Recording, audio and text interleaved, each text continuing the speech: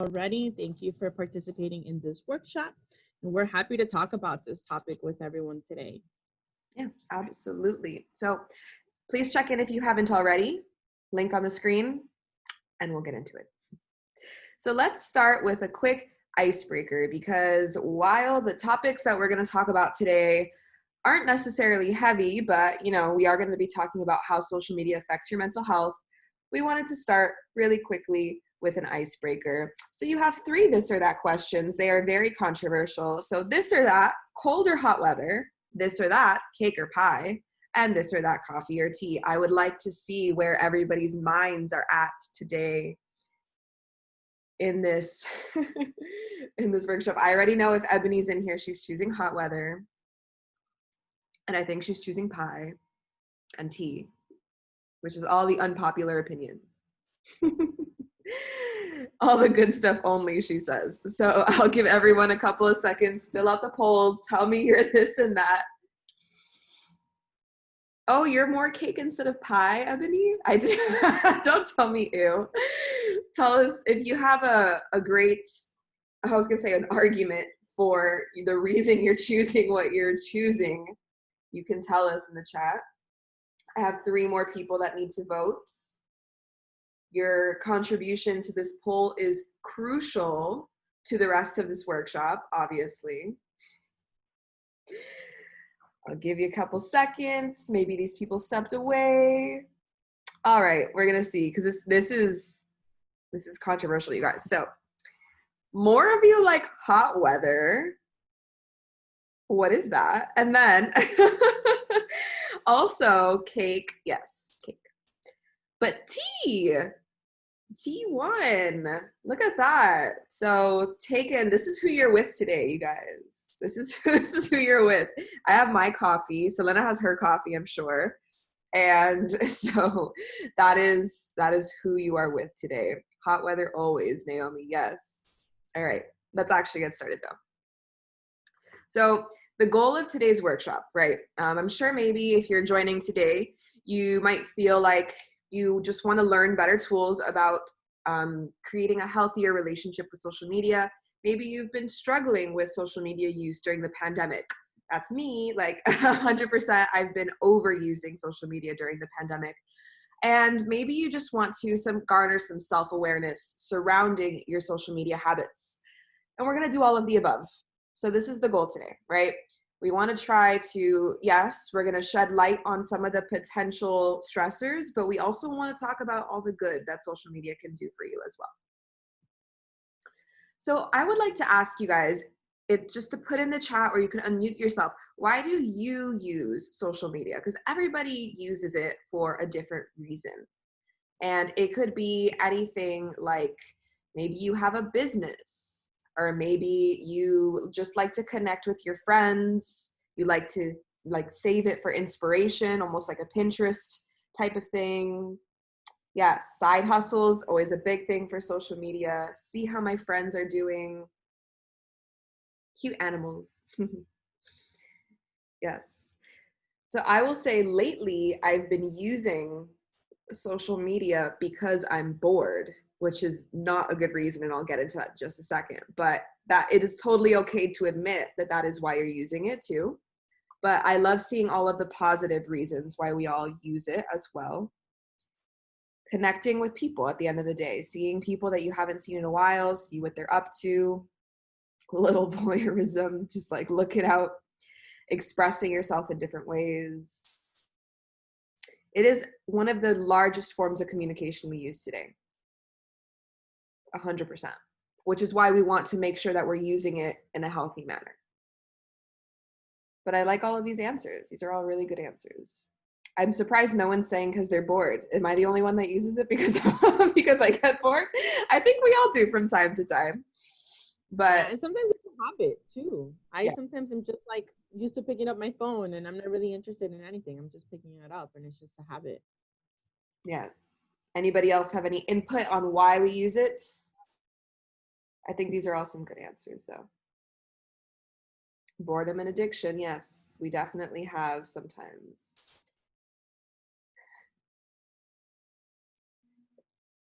And promote ourselves. Yeah. So I didn't include a quote in here, but maybe I'll get around to the end because it was a little too depressing, but it's one of my favorite quotes and I'll talk about it in a second. It's basically just saying, no one is forcing us to use social media obsessively, right? No one is telling us you have to do this. So why do we do it? And that's why I have this question up here in the first place. Why are you using it? And can you do it so you are active users? So passive use and active use. When we are passively using social media, that is when it is not serving us, right? When you think about what you do in a day, all of your behaviors, your habits, I want you to start getting into the idea of, is this serving me or not? Regardless of social media use or not, right? We just know that social media tends to be one of these things that we passively use. So what does that even look like?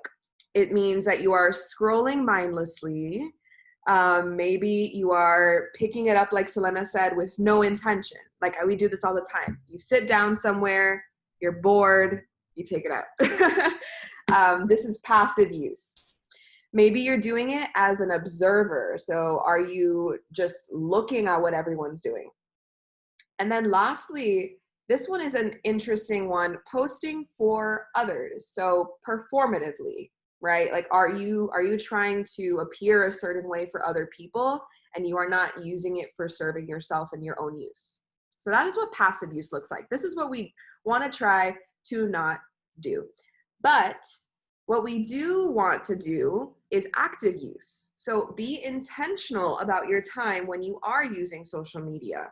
Some of you said you wanted to keep up with friends, right? So maybe it's a matter of looking at what they've posted. We'll talk about why you might not see that in a while, right? Because of this thing called an algorithm, which we'll talk about in a second. Like and comment. Say yes, queen, on your friend's post. Say you're serving looks, you're giving us everything, right? Tell us what you are doing. And like and comment all of that. Post mindfully. So keep in mind that something that you post will affect somebody else that day. What are you posting? And do it for you. Don't do it for anybody else. Someone said here they do it to express themselves, be creative. That's a beautiful tool to do that. And do it for you. So when we're talking about why we use, I want you to start thinking about how you use too, right? So if you know that there is a why that you stick to and you believe in and it sticks to your morals and your values, can you also just be more active about it? So now that we've, talked about passive versus active use, I want to ask you guys for your tools on how you can reduce passive use of social media. So everyone can see the Menti right now, yeah? So go ahead and go to menti.com. It can be on a tab or on your phone, and use the code so that you can tell us, this is anonymous, you can put as many different tips and tricks that you have. But I would love to know, what are some ways right now that you can think of that you can reduce passive use of social media?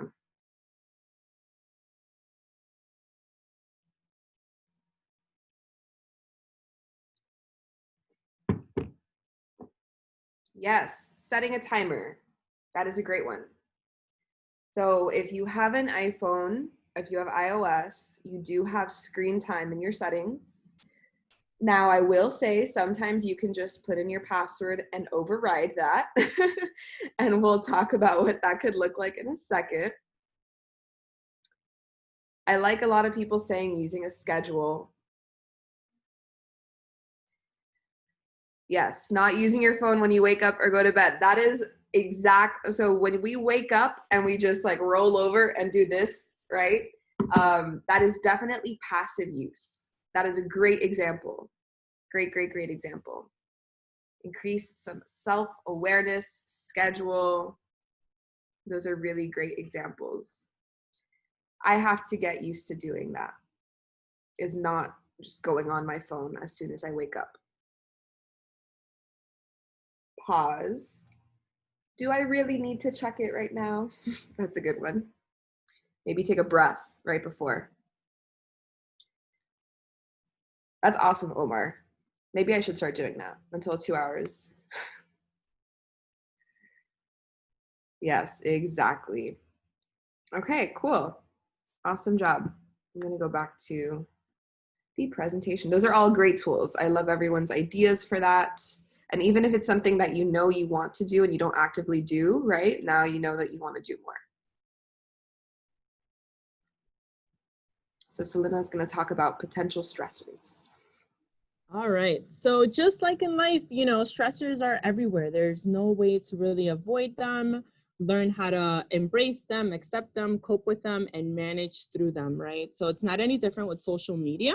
There are things that have been shown to be potential stressors. So again, our approach to this is just increasing awareness and providing you the education and the tools to be more mindful when it comes to your relationship with social media, right? Which ultimately is up to you. But some of the things that can cause you to feel a little bit stressed when using social media is the highlight reel, right? Posting, people are always posting what they want you to know or see. Always, oftentimes, the great things, the big things, the happy things, the lovely things. It's very rare that you will come across an account or an individual that will just solely post or just be open and vulnerable with the dark side of life, with the reality of life. And that's okay. Again, social media, to each its own, but the highlight reel can be known to maybe trigger some stress within you. The next thing is social currency, right? So likes, comments, followers, constantly checking your phone. I do it too. I post something and I'm like, oh, how many likes, or where am I at? I don't have enough. What's enough anyway? And I can get caught up into that. I'm a little bit better now, but at the beginning of using social media and not really being mindful, it was always like, oh, wow, did I do good based on how many people liked it? Did people comment? And that can definitely be a stressor. FOMO, we all know it, the fear of missing out. Again, everybody's always posting on their stories if they're out on a trip, or maybe they're doing something that you would want to do or have imagined to do, and you just start getting these feelings of, oh, I'm not a part of that, or I would like to do that, but I'm not able to. All of that, it just creates some social anxiety related to the fear that you're missing out on an opportunity, which honestly may not even be your opportunity. It's somebody else's, right? Realistically. And then lastly, online harassment. I hope no one here engages in that. We know harassment in general is just not something that we want to be doing, but we have found over time that it's much easier for people to harass with cyberbullying and just, trolling and making comments unnecessarily behind the screen and on social media. Obviously, this robs a sense of safety and security. Even if you don't personally experience online harassment, sometimes, and I can relate to this, I've witnessed other people comment really negative things on friends' posts or just people that I admire, and I'm just like, and it stresses me out. Like, this is, that's just not the right way to behave. Again, a lot of things when it comes to social media are out of our control, but being aware of these stressors can help you take a little bit more of control and be mindful of how you're going to cope through them and how to manage them. So on that note, I'm going to launch, yes, thank you, Victoria, launching a poll. Let us know, again, anonymous, what social media stressor stresses you out the most? And I can personally relate to all of them. So I go in stages, and it really all depends on where I'm at as a person individually too, I've noticed, and how stressed I am in life. Some things can easily trigger me when I'm overwhelmed and stressed, and some things when I'm feeling good, happy, peaceful, centered, and fulfilled with, myself, then it's like nothing really bothers me, right? But that's like anything in life. So we do have some responses, a couple more people to share. Fear of missing out. Also remember, we can, I know after the whole FOMO thing came out, JOMO came out, right? The joy of missing out, and sometimes I look at people, I'm like, that looks awesome and that looks great, but I'm okay where I'm at, and I don't necessarily need to participate in that, and being okay with that. Mm-hmm. Okay. Awesome. I think I'll end it. Yeah, great. So, FOMO. It's me too. I think FOMO is my number one stressor. Like, yes, all of them can affect me one way or another. Online harassment lately, I think, has been something that I've witnessed, like you said, that still stresses me out as we near the election. And so that has definitely increased what I've seen. But FOMO at the end of the day is going to be the biggest one, especially pandemic, I think. I think we're all Yeah, I experiencing. agree with you. It's been a lot to wrap your head around with people doing certain things, and you're just like, how? And, you know, again, it all goes down. And we'll talk more about ways to protect ourselves during that. But we definitely do want to be aware of the stressor. We want to find ways to cope through it, healthy ways, as you've learned with us, adaptive ways, and make sure that our focus is to maintain a healthy relationship with social media, and addressing these stressors is what's going to help you. Mm-hmm.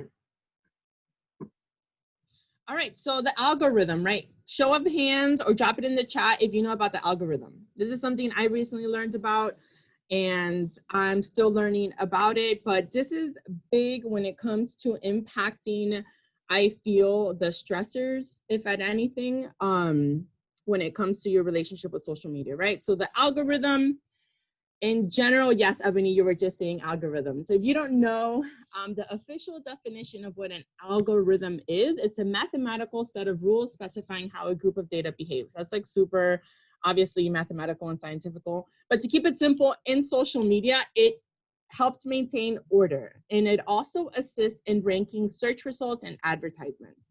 So if you know about the algorithm, basically how I perceive it and what I've learned of it is that Facebook, Instagram, all of these social media channels will show you what they feel you would be most interested in based on your interaction, right? So I open my Instagram, I go to my homepage, I see a lot of recipes for sweets, and I'm like, obviously at one point, I've either posted or I've commented or I've liked these, right? So it continues to show me that. That's the algorithm.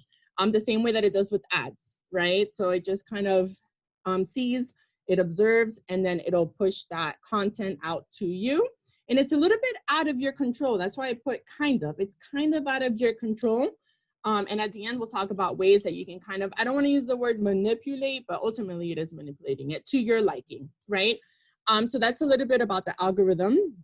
Knowledge is power. Educate yourself. The algorithm is always changing, right? So if you are someone that gets stressed with from social currency, right? If you've noticed all of a sudden your engagement has gone down, not that many people are viewing your stories in comparison to what they were a couple of weeks ago, oftentimes the algorithm has changed, and it's nothing that you could have done. You didn't do anything wrong. It's not that less people like you. It's just that social media changed the algorithm and less people are seeing your things. So they're not, they're not peeping your stories any more than they were before, right? So it's important to get educated. So once you identify your stressor, you get a heads up. You're like, okay, so maybe the algorithm changed. Let me look it up. Let me find out exactly what happened. If you are one of those individuals that uses social media for business and side hustles, which I can relate to, being on top of the algorithm is going to really, really help reduce the stress, but also help you feel empowered in promoting your business and getting out there and becoming familiar with that. So it's really entirely up to you, but the tools are there. And if you just Google, hey, algorithm, how to maximize it to your advantage, you will learn, and there will be tips on how you can do that. But it's important to remember that the algorithm will affect your social currency. So if that's a stressor, then just be open. It has nothing to do with you or not posting things that people don't like or anything like that. And then lastly, take control. So again, continue to build your awareness. You do this by getting educated. You do this by talking to other people. You do this by researching. And then follow and interact with accounts that are good for you. That's really, really important too. IG, for example, specifically will show you content that it prefers to show you based on your recent engagement. So what type of content are you perpetuating into your algorithm? And so I know when I wake up in the morning and I use my phone and I'm trying to limit my sweets consumption, but all of a sudden that's all I see on my homepage, obviously I'm not going to click on it or double tap or comment, because the next day or 2 hours later, Instagram will continue to show me that same content, right? So that is how you can manipulate the algorithm be cognizant, be aware of what you're engaging with, what you're commenting on, right? And so if you want to shift to maybe seeing more positive things on your feed, or you want to maybe stop seeing so much of someone who maybe continues to post things that's causing you stress with FOMO, then you want to not double tap, you want to not engage, you want to not comment. And little by little, Instagram will pick up, or the algorithm will recognize, you know what, Selena's not vibing with this person anymore. We're not even going to show this account to Selena's feed. Exactly, right? We'll talk about other tools that you can use, but this is in regard specific to the algorithm and how you can little by little manipulate it and take back your control. And like Victoria said earlier, it's important to monitor and manage your screen time, right? We are in control of that. Use reminders, use apps, maybe set smart goals. Every Sunday I get the notification, this is your screen time report. And I'll go in there and I'll see where I'm spending the most time. And I'll say, I want to reduce my social networking time by 15 minutes for the week, just for the week. That's it. Break that up in days. It's like 5 minutes less a day, right? Even less than that. And so that's how you can kind of feel a little bit more in control to help reduce and manage through those stressors that we just talked about. So what do we do about it? Like, we're talking about all of this stuff that, essentially are problems that we're trying to solve. And yes, we've gone through some tools, but now we're going to get more explicit in what to actually do when we recognize that there's something that we want to change about our social media use. So the first one that I want to talk about is additive. I don't even know if that's a word. Did I make that up? I don't know. Additive versus, it's probably a word, additive versus restrictive mindset. So I was talking to a student about this the other day, and they were talking about their social media addiction, their content addiction, right? And I was telling them that if restricting the time stresses you out, can you actually look at what do I need to add more of in my life?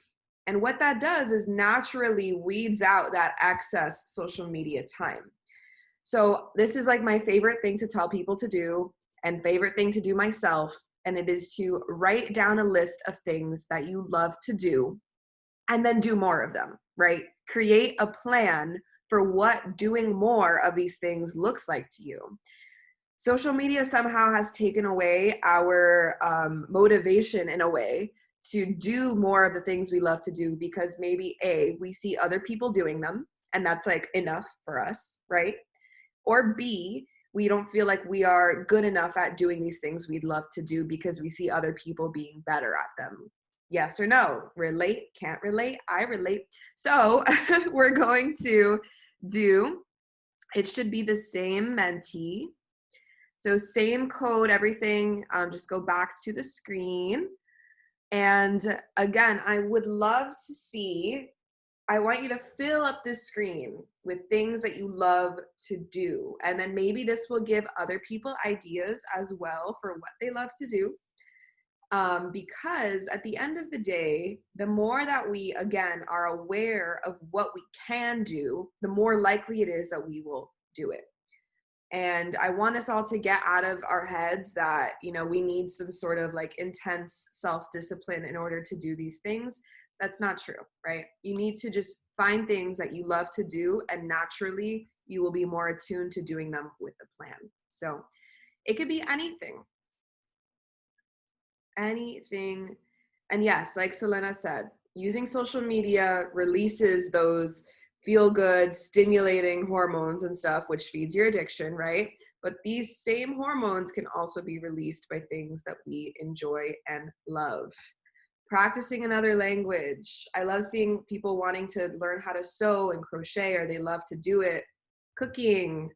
Get a new cookbook. Do more recipes. Listen to music. Yes. Working out. Yes. Practicing another language can be a really great way to do it. Paint, ride, bike, read, yoga, exercise, watch, movies. Clean. I love to clean. I do not love to clean. Take photos of nature. I love that. And while travel is restricted in some way, you can still find some things you can do locally. I have a friend that rented a small like Airbnb somewhere in like central northern Florida, you know, and that still was a point of travel for her. Let me grab my laptop charger while we continue to fill out this board. These are all great. Clean, I blame COVID. That's cute. Awesome. Yes. Okay, These are so all awesome. yeah, let me scroll through some of these really quickly.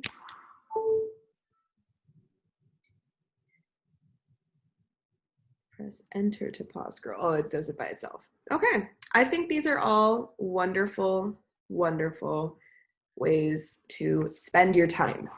So I think that concept is a little self-explanatory. We just don't do it often enough, and it's so quick, right? Write down the list of things you love to do, make a plan to do them more.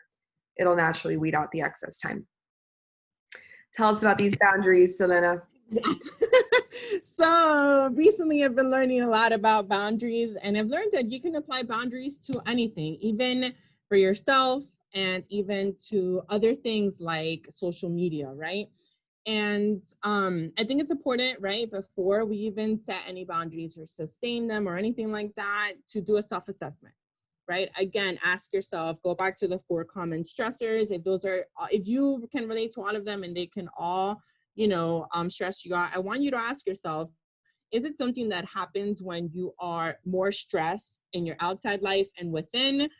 Because if that's the case, then you want to work on yourself and again, do the things you love and practice mindfulness and get yourself a little bit more centered. If it's just, you can be in a good space and you can still go on, open your social media account and you can still, feel stressed with these stressors, that's okay too. That's completely expected. Again, this is just like having any other type of relationship. And it's also having a relationship with social media as a tool, but ultimately you're also building and establishing relationships with others and accounts and things like that. So it's okay to feel stressed, but I want you to be aware of your stressors and I want you to find ways to cope through them, right? And then I want you to use your tools. Do not refrain from using these tools, right? There's a reason why they are there. It does not make you a bad person to use these tools. You have muting people. If somebody's content is continuously triggering FOMO, just mute them. If you can tell that they're away for 5 days and you're getting FOMO and you're like, what? They're traveling. I can't. There's a pandemic. Whatever the case, mute them. You don't need to see their content. It's okay to mute them. And they could be somebody very close to you. Are you maybe tired of someone's highlight reel? Unfollow them, right? Unfollow them. And maybe someone is harassing you or you're witnessing harassment, you can block that account as well, right? So you can also restrict. Social media has built in these tools to help you and to serve you with your needs, right? And again, there's a lot of different emotions that come behind using them. I can personally relate to that. But ultimately, I stop and I do my self-assessment and I say, okay, right now, I just can't deal. My mental health and my emotional well-being is most important. If I'm going to choose to continue to use social media because I enjoy using it, but these accounts are triggering these negative emotions, I need to do something about it. So then that's when I kind of go in and I just use these tools. And again, they can be temporary. Don't feel bad. And if you do, find ways to cope through that. But again, boundaries are something you do for yourself and for your well-being. And it's important to have a healthy relationship with social media. So if you need to use some of these tools to uphold those boundaries, that is all good. You can always go back and change that. And this is coming from someone who I have both of my parents blocked on social media. So blocked, not even muted, they're just blocked. I just can't. It's just too negative. Anything I post would be a problem. So then I just block them. Because ultimately, I do enjoy using social media. I try to have a healthy relationship with it. And it's my platform, the same way it is for everybody. It's your platform and you are entitled to post what you would like to post so long as you're not harming anybody, offending anybody, right? And I'm sure nobody here is doing that. And you are not in control of how other people are going to perceive that. So if that's a problem for them and it's creating problems in your life, then use these tools. And that's what I've had to do with my parents. Every time I posted something, it was an issue. I'm like, you know what? Let me just block so you don't see anything that I ever post. It's like I'm not here. And then lastly, find and engage with more of the content and profiles that you want to see. The more often you do that, the more likely Instagram, for example, and Facebook, the algorithm will work towards your benefit and will continue to just show you things that you like and that you enjoy, right? And the cool thing is I've noticed a very shift. I've been using social media for a very, very long time. And I've seen such a big shift, especially on Instagram, about positivity. So you can find anything on ways to manage your anxiety, ways to set boundaries, ways to cope through different emotions. I was just reading about toxic positivity, right? Somebody that mentioned that at our event this Tuesday, and I was able to read about it. And so it could be very, very beneficial for you, and it could be a great tool, but you are in control of how healthy it could be for you. Right? And so we want you to establish these boundaries or use these tools to your advantage so you can maintain a healthy relationship with social media. So on that note, we have a quick poll just to have fun. So what is your favorite tool to use when setting, sustaining boundaries on social media? I can relate, or I can share. I block people. I block everyone. Just block everyone. I'm like, someone sends me a message, I'm just like, block. Let's not talk about these sugar daddies because that's just block. If it's something negative, I'm just like, block. If it's like, can you be a brand ambassador? Block. I'm like, I hope there's an infinite amount of people I can block because, it is what it is. So funny. Yes, unfollowing. I had a really big problem with FOMO with specific people that were out like every night. I had to unfollow them. That was too much for me, for sure. Nothing personal, but yeah. No, it's nothing personal, and it becomes like that weird thing. You won't find really anybody, if it's anybody close to you, that will maybe flat out tell you, because it's kind of like, did she not? But if you do, you can have that conversation. Obviously, it's probably a friend or somebody you care about, and say, hey, look, you know what? Been feeling really overwhelmed. I still want to use social media because it gives me a break from life, and I like to learn about things, and I like to use it for this, or I'm using it for my business. But I had to mute you for a minute because it was just becoming too much for me. And it was a distraction. Sometimes it's not negative. Sometimes it just distracts you, so you just use your tools, and you can always go back and change that, right? But when you unfollow, then you're going to see you're following them again, and you're going to be like, whoa, you're like, I don't know what happened. Mercury retrograde, I thought I was following you all along. You got to have fun with it, right? You got to have fun with it. So this is interesting. Everybody. Yeah, most people said a little of each, followed by unfollowing. So yeah, I think we're all like on the same page. And I think like at the end of the day, this just is a testament to the fact that it is never about you, right? So the reason that we want to block other people is because there's something wrong, like that we're experiencing. It's not about them. So the same thing as if someone does it to you, right? If someone mutes you, if someone unfollows you, if someone blocks you, it's not about you. I can promise you that. It's about them, the same way we are trying to create these boundaries for ourselves too. So yeah. All right. So a lot of people mentioned at the beginning that you use social media as a way to stay connected. I do too. I love it. I'm a people person. I like connecting with people. I think it's so cool that I can meet someone who lives on the other side of the world and connect with them and learn about their culture just by the use of my phone, right? I think that's awesome, especially these days with not being able to travel as much and engage with people in person. So I've always really loved that about social media. And yes, connecting. I found my half sister, on social media, thanks to Facebook. So I try to stay on that positive side of social media, staying socially connected. We all know that as humans, we crave connection, we need connection. Social wellness is one of the dimensions of wellness that is important to us and that we educate on, right? So you do want to maintain some sort of healthy balance. And if social media, maybe it's just something that is not doing that for you, get creative, find different ways to connect with people, right? I know it's a little tricky these days, also with COVID and also through a pandemic, right? But this is a good time to possibly, handwrite a letter and mail it, or if it's somebody you live with or somebody close by, you can drop them off something that you cook or that you bake, or leave them a little note. Yes, you can use Zoom and Zoom parties. I know maybe some of us may be kind of like burnt out from that. FaceTime, invite them to do a trivia game online. I mean, there's a lot of different ways to still connected. And it's for us to get creative. So for those that said you like to paint or you like to draw something for someone. What do they resemble to you? Send it off to them or drop it off at the front door. But there are still ways that you can stay socially connected even outside of social media, even during a pandemic, right? We're working with what we have.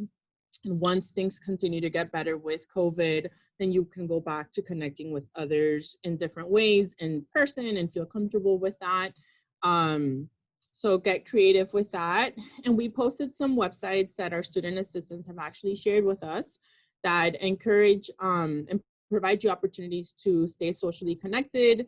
So even during right now, the quarantine or COVID, quarantinebuddy.com and volunteer match. You know, a good way to still feel fulfilled and connect with others is to volunteer and to be of service, right? That also helps your spiritual wellness, that helps your emotional wellness too. And more, you know, I think now more than ever, there's a lot of people that can benefit from volunteering, not just receiving the help, but also giving the help. So this could be an opportunity for you to be like, you know what, let me just see how I can serve someone else during this time. And you can still get that connection from someone. Yes, absolutely.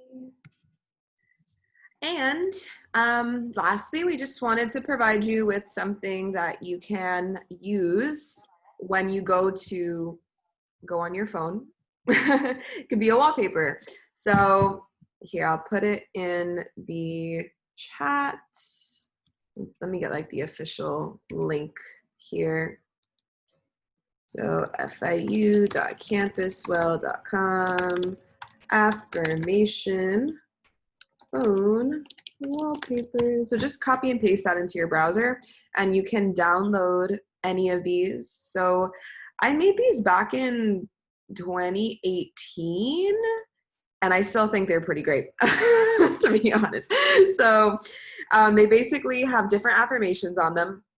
They say things like, I have the courage to keep going. I have the power to create change. I am always learning and growing. I deserve to be healthy and feel good. I am worthy of my dreams. I believe in the person I want to become. I am focused, persistent, and will never quit.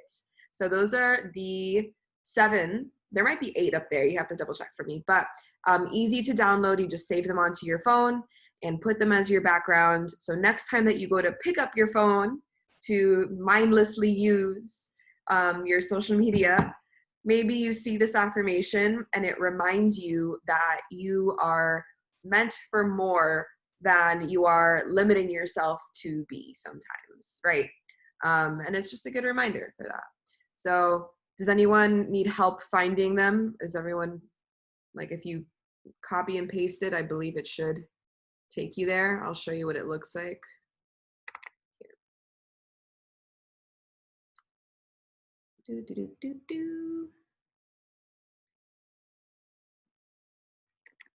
Oh, we didn't do one more Mentimeter, Selena. We skipped one. Should we go back? I think we can, or if anybody wants to take a moment in the chat, tell us how you're staying socially connected, right? How have you gotten creative the past couple of months?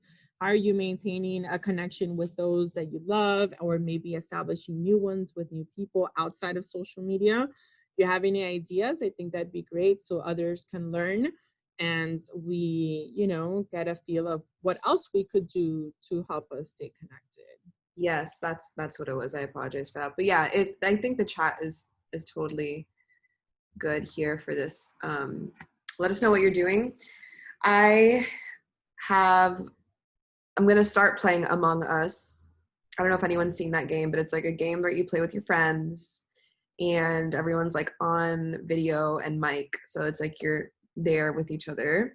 And it's like a game where you're all these little aliens on a spaceship and then one of you is the imposter and you have to figure out who it is. Yeah, I think we should do it with HLP. I think we should figure out a night to do that. But yes, FaceTime and Zoom calls. I don't know if anyone else has had like that one person that they're like always reaching out to. And during this pandemic, I definitely do. Yes, I love like baking bread or cookies and stuff like that. I know we all did that at the beginning and now it's just like, But yeah, maybe we'll do Among Us, like an HLP night of Among Us to do like a social wellness thing. I think that would be cute because it is a very fun game. It's very fun. Anyone have any other creative ways that they're staying social right now? Yeah, I know Yanni is for it. Yes, watching. So like something that I do with friends sometimes is just like play a movie at the same time, right? And then like we text throughout it. That can be fun sometimes. Cool. All right. So yes, download a wallpaper, choose one that speaks to you, stick that on your phone, and it's there for you. But yeah, that is our workshop. We didn't want to overwhelm you guys, but I think we did give you a plethora of tools that you could grab onto, whatever might resonate the most with you. And thank you, Tamina. You put it in the chat for us. So please complete the evaluation so that we can see how you liked it, so that you can make sure that you get your hat and your notebook. If you want it, you can always pick it up. That is the giveaway for today. We have the Be Kind to Your Mind cap and the I Get to Do notebook, which you can use to write down the list of things you love to do too.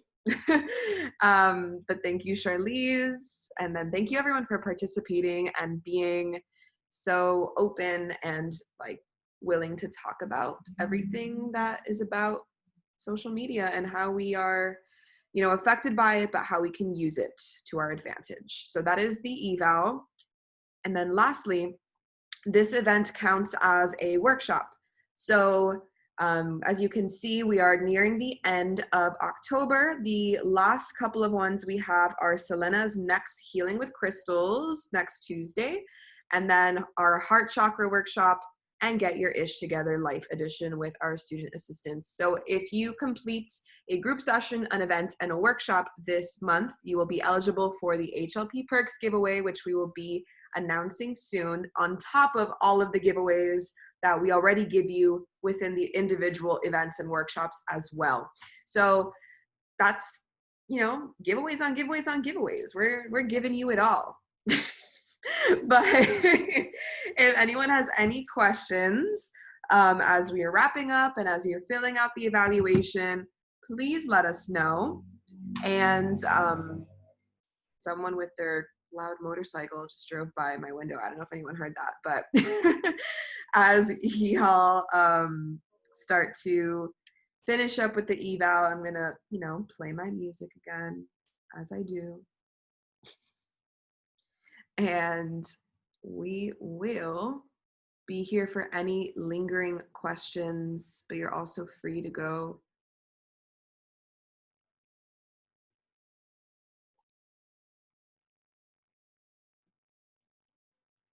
Hello, music. But bye, everyone. Have a great weekend.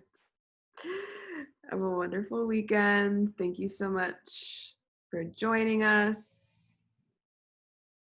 Yeah, Spotify doesn't want to work for me, so it's fine. It's just us. It's Mercury retrograde, I'm telling you.